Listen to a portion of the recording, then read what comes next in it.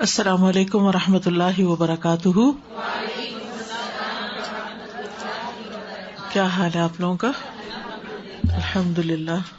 نحمده ونصلی علی رسولہ الکریم. اما بعد فاعوذ باللہ من الشیطان الرجیم. بسم اللہ الرحمن الرحیم. رب اشرح لی صدری ویسر لی امری واحلل عقدۃ من لسانی یفقہوا قولی. آج ہم پڑھیں گے کہ جادو اور نظر بد لگنے کی وجوہات کیا ہیں، کیا ریزنز ہوتی ہیں، کیوں ایسا ہو جاتا ہے انسانوں کے ساتھ. سب سے پہلی بات یہ کہ انسان کو یہ جان لینا چاہیے کہ جو کچھ بھی ہوتا ہے وہ اللہ کے اذن سے ہوتا ہے، اللہ کے حکم سے ہوتا ہے.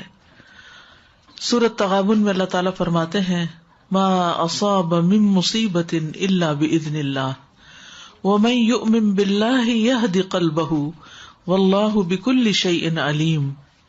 جو مصیبت بھی آتی ہے وہ اللہ کے اذن سے ہی آتی ہے، اور جو شخص اللہ پر ایمان لائے تو اللہ اس کے دل کو ہدایت بخشتا ہے اور ہر چیز کو جاننے والا ہے. یعنی جب ایسی کوئی تکلیف پہنچے تو انسان سوچے کہ یہ اللہ کے اذن سے آئی ہے، اس کے پیچھے اللہ کی کوئی حکمت ہے، کوئی مصلحت ہے، کوئی مقصد ہے، اور اگر آئی ہے تو اس کو دور کرنے والا بھی اللہ ہی ہے. اور من یؤمن باللہ یہد قلبہ، اس کے بارے میں عبداللہ بن مسعود نے کہا کہ یہ وہ شخص ہے کہ اگر اس پر کوئی مصیبت آ پڑے تو وہ اس پر بھی راضی رہتا ہے، مصیبت آنے پر بھی راضی رہتا ہے، بلکہ سمجھتا ہے کہ یہ اللہ ہی کی طرف سے ہے. پھر یہ بات یاد رہے کہ ہر بیماری، تکلیف یہ تقدیر کا حصہ ہے. یعنی اللہ سبحانہ تعالیٰ نے بندوں کو پیدا کیا اور ان کی تقدیر بھی بنائی. تو اسی لیے مومن کیا کہتا ہے، قل لن یصیبنا الا ما کتب اللہ لنا هو مولانا، کہ ہمیں ہرگز نہیں پہنچا مگر وہی جو اللہ نے ہمارے لیے لکھ دیا تھا، وہی ہمارا مولا ہے. یعنی اس کو ٹھیک بھی وہی کرے گا، اس تکلیف کو دور بھی وہی کرے گا. پھر اسی طرح اللہ کا اذن کیوں ہوتا ہے، اس کی وجوہات کیا ہوتی ہیں، وہ تو اللہ ہی بہتر جانتا ہے. لیکن جو وجوہات ہمیں قرآن و سنت سے پتہ چلتی ہیں ان میں سے ایک وجہ یہ ہے کہ جب انسان اپنے اذکار میں، تلاوت میں، دعاؤں میں، تعوذات میں کمی کرتا ہے تو شیطان کو اٹیک کا موقع مل جاتا ہے. جیسی سمپل سا فارمولا ہے، آپ کو سردی کیوں لگ جاتی ہے؟ کیونکہ آپ نے پراپر کلودنگ نہیں کی ہوتی، آپ نے پراپر اپنے آپ کو ڈریس اپ نہیں کیا ہوتا، تو وہ پھر آپ کے اوپر اٹیک ہو جاتا. اسی طرح بہت ساری چیزیں جو اسباب کی، یہ دنیا اسباب کی ہے، تو وہ اسباب کیا ہیں کہ جس کی وجہ سے کوئی مسئلہ پیش آ جاتا ہے. وہ ہم سب جانتے ہیں کہ اللہ سبحانہ تعالیٰ نے جتنی چیزیں دنیا میں بنائی ہیں ان سب کا کوئی نہ کوئی ایفیکٹ بھی ہے، ان کے اندر اثرات بھی ڈالے ہیں. تو وہ مخصوص اثرات ہوتے ہیں جو انسان کے اوپر عامل ہوتے ہیں. ابن القیم کہتے ہیں کہ نظر بد ایک قسم کے تیر ہوتے ہیں جو محسود کی طرف حاسد اور عین یعنی نظر لگانے والے کے نفس سے نکلتے ہیں. کبھی تو وہ ان کا نشانہ بن جاتا ہے، کبھی وہ خطا ہو جاتے ہیں، یعنی تیر ادھر ادھر ہو جاتے ہیں، اس بندے کو نہیں لگتے. پھر اگر یہ تیر اس کو ننگا پاتے ہیں تو اس پر کوئی بچاؤ کا سامان نہیں، یعنی اگر عبادات وغیرہ کی زرہ اس نے نہیں پہنی ہوئی تو اس پہ لگ جاتے ہیں. اور یہ کہ وہ صبح شام کی اذکار کی حفاظت کرنے والا نہیں. تو جو شخص صبح شام کی اذکار کی حفاظت کرے وہ اللہ کی پروٹیکشن میں ہوتا ہے، اور اس نے اپنے اوپر حفاظت کا لباس پہنا ہوا ہوتا ہے کہ کوئی تیر آئے بھی تو وہ بسم ہو جاتے ہیں، ختم ہو جاتے ہیں، اس کو نقصان نہیں دیتے. اسی طرح ایک اور وجہ یہ ہے کہ کوئی بھی مصیبت انسان پر امتحان اور آزمائش کے لیے آتی ہے، انسان کو دیکھنے کے لیے کہ وہ کرتا کیا ہے. اور پھر جادو اور نظر بد کی علامات کیا ہیں، کہاں سے پتا چلے گا کہ یہ جادو ہے یا نظر بد ہے؟ تو قرآن و سنت کی روشنی میں ہم دیکھتے ہیں کہ مریض کے اوپر کس قسم کے اثرات ہوتے ہیں اور کیا علامات ہوتی ہیں.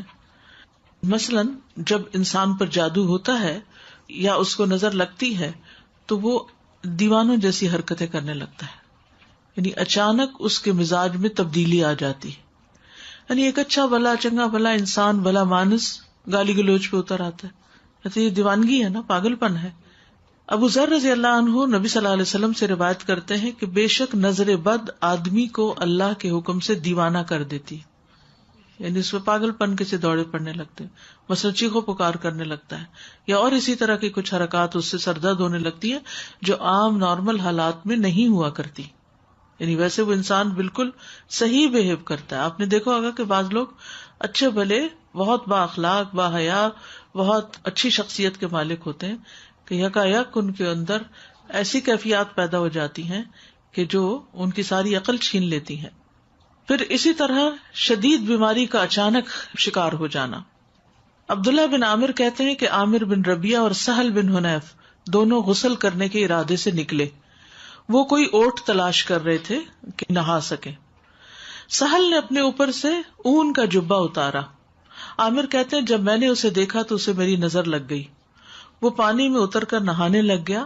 میں نے پانی میں اس کے بڑبڑانے کی آواز سنی تو میں اس کے پاس آیا. اسے 3 دفعہ آواز دی لیکن اس نے جواب نہیں دیا. پھر میں نبی صلی اللہ علیہ وسلم کے پاس آیا اور آپ صلی اللہ علیہ وسلم کو ساری بات بتائی. اس پر آپ صلی اللہ علیہ وسلم تشریف لائے اور پانی میں داخل ہو گئے.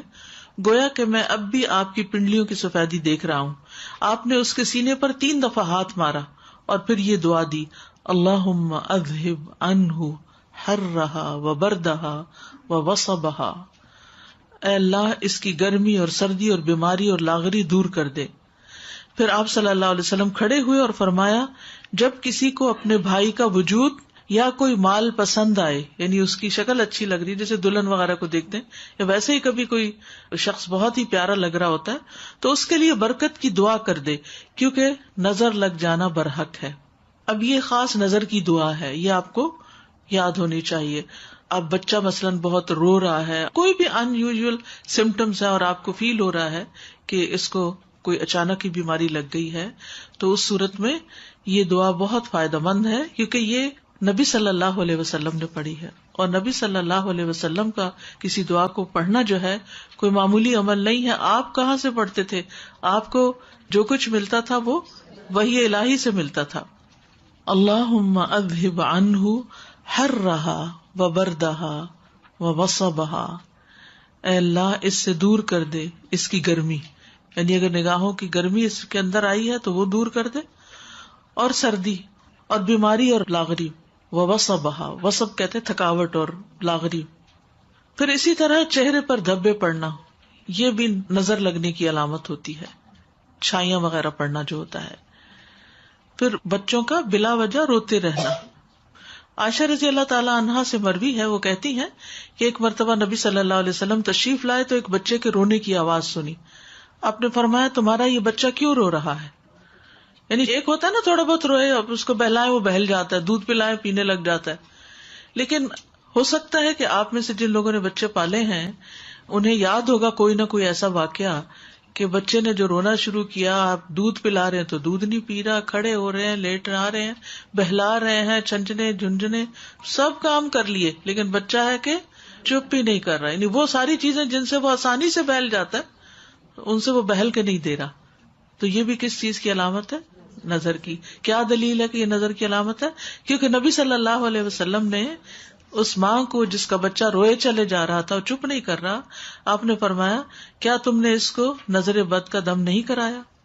تو ماؤں کو بچے پالنے کے لیے بہت ضروری ہے کہ یہ تعلیم دی جائے کہ اگر بچے میں ان یوزول سمٹمس ہوں تو پھر اس کے اوپر وہ خود دم کرے، کیونکہ کتنے دن کسی کے پاس لے جایا جا سکتا ہے اور کتنے دن کوئی ہماری خدمت کر سکتا ہے.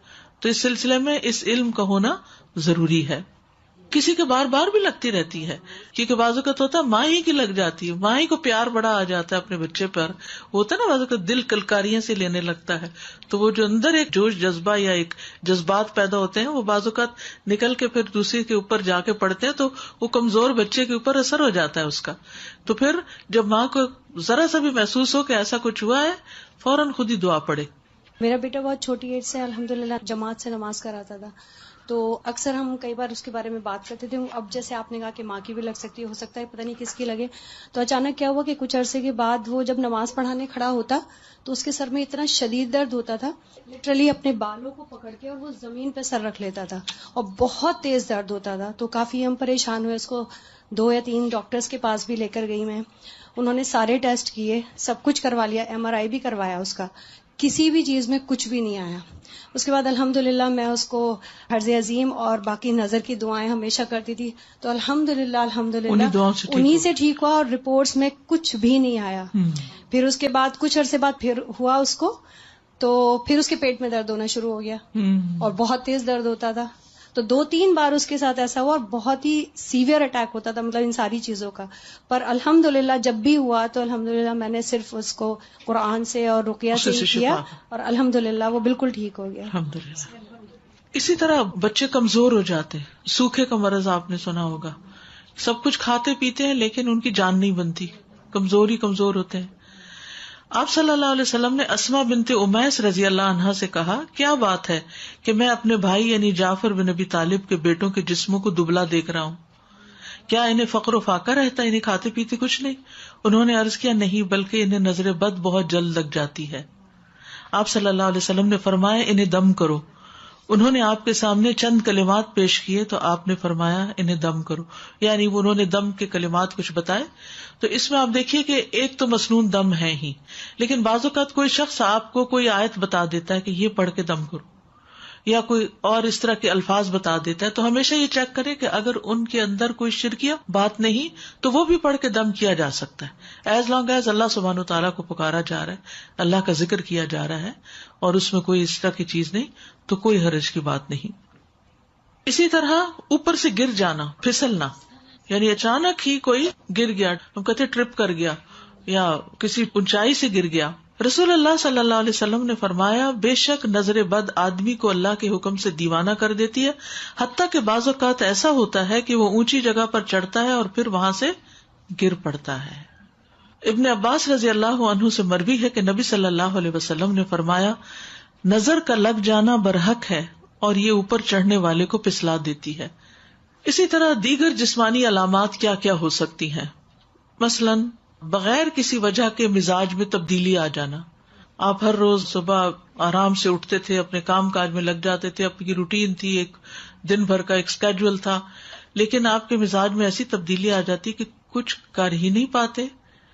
تو بغیر اسباب کے مزاج میں تبدیلی آنے کی کچھ علامتیں ہیں, اگر وہ آپ کے اندر ہیں تو ان سے بھی ہوشیار رہیے. مثلاً سستی, گھبراہٹ, خاموشی اور تنہائی کی عادت, کہ لوگوں کو نہ فیس کر سکنا, کہ کسی سے مل نہیں سکتے, یعنی پیپل فوبیا, یعنی کوئی بھی سامنے آ جائے تو گھبراہٹ شروع ہو جائے کہ کب میری جان اس سے چھوٹے اور میں اپنے کمفرٹ زون کے اندر جا کے اپنی دنیا میں خوش رہوں. پھر ذہنی انتشار, یعنی کسی چیز پہ ذہن کا فوکس نہ ہونا, یعنی آپ پڑھنے بیٹھے ہیں تو آپ وہ لائنیں ادھر کی ادھر ہو جاتی ہیں, کچھ سمجھ ہی نہیں آتی کہ کیا پڑھا کیا نہیں پڑھا. بے چینی کی کیفیت, لیکن جگہ بدلتے ہی افاقہ ہونا. مزاج میں حد سے زیادہ چڑچڑاپن, چھوٹی چھوٹی بات پر ناراض ہو جانا, موڈ آف کر لینا, کسی کام میں دل نہ لگنا, کہیں ٹکنا ہی نہ, ایک کام ایک دن کیا پھر وہ چھوڑ دیا, پھر وہ شروع کیا پھر وہ چھوڑ دیا. نماز روزہ اور دیگر عبادات سے دل اکتا جانا. کئی دفعہ کہتی ہیں نا مائیں, بچہ اتنی اچھی خود ہی سے نماز پڑھ لیتا تھا, پتہ نہیں کیا ہوا یہ کہ آپ نے کسی سے کہا ہوگا میرا بچہ تو خود ہی پڑھ لیتا ہے نماز, اور وہی سے کام خراب. سر کا دکھنا اور بغیر سبب کے اچانک جسم گرم ہو جانا, حرارت بڑھ جانا. دونوں یا کسی ایک کندھے میں درد ہونا جیسے کہ کوئی انگارہ ہو, یعنی ایک جگہ خاص طور پر جیسے کوئی ہیٹ نکل رہی ہو وہاں سے. بیک ایک, نیچے کے حصے میں درد ہونا, یعنی جسم کے اچانک یہ جو بیک بون ہے اس کے نیچے درد. بالوں کا اچانک گرنا شروع ہو جانا, یعنی ایک تو ہوتا ہے نا کہ کسی بیماری کے بعد گرتے ہیں, یا تھوڑے بہت تو ہر ایک کے گرتے ہیں, روز تو گرتے ہی ہیں, لیکن بعض اوقات ایسا بھی ہوتا ہے کہ جو گرنا شروع ہوتے ہیں تو وہ تھمنے کا نام نہیں لیتے. وزن کا اچانک کم ہو جانا, یعنی کھا پی رہے ہیں سب کچھ ٹھیک جا رہا ہے, کھانے کی خواہش کا ختم ہو جانا, بھوک نہ لگنا.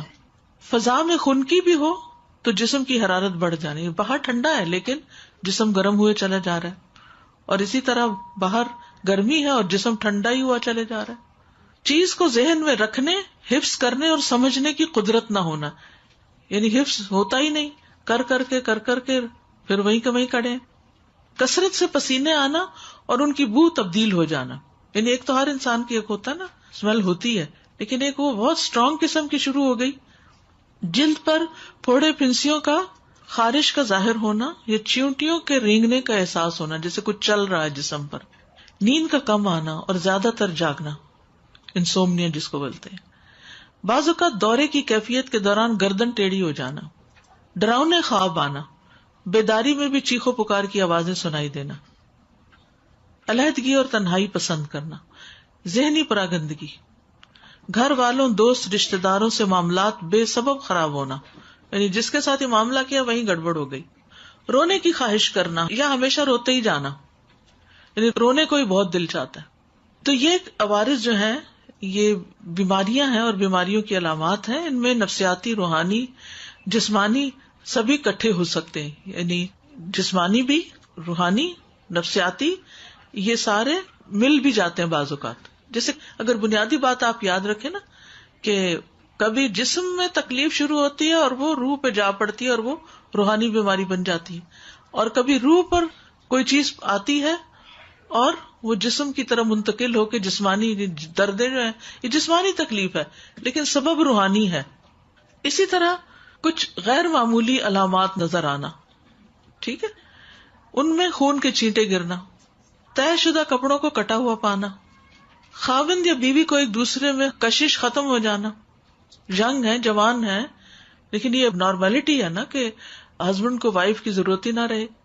پھر اسی طرح آپس میں بلا وجہ شکوک و شبہات پیدا ہو جانا، ایک دوسرے کا ٹرسٹ ختم ہو جانا، خاوند یا بیوی کو ایک دوسرے کی شکل بدصورت دکھائی دینا. تیسری بات، مال سے متعلق کچھ علامتیں، مال میں برکت نہ ہونا، اچانک نقصان ہونا، جسے نظر لگی ہوئی ہو وہ کام سے نفرت کرتا ہے، باوجود قدرت ہونے کے رزق تلاش کرنے سے روگردانی کرتا ہے، یہ کوشش ہی نہیں کرتا. لوگوں پر تہمت لگانا کہ لوگ مجھے گھورتے ہیں اور لوگوں کی وجہ سے میں ناکام ہوں، یعنی دوسرے لوگوں کو بلیم کرتے رہنا، یہ بھی ایک نارمل رویہ نہیں ہوتا نا. انسان اپنے نقصان یا اپنے ناکامی کی ریزن صرف دوسروں کو دے کے مطمئن نہیں ہو سکتا، اس کو خود بھی رسپانسبلٹی لینی چاہیے. لیکن وہ شخص کنونسڈ ہوتا ہے کہ نہیں، دوسروں کی وجہ سے ہی میں ناکام ہوں، میرا اپنا کوئی قصور نہیں.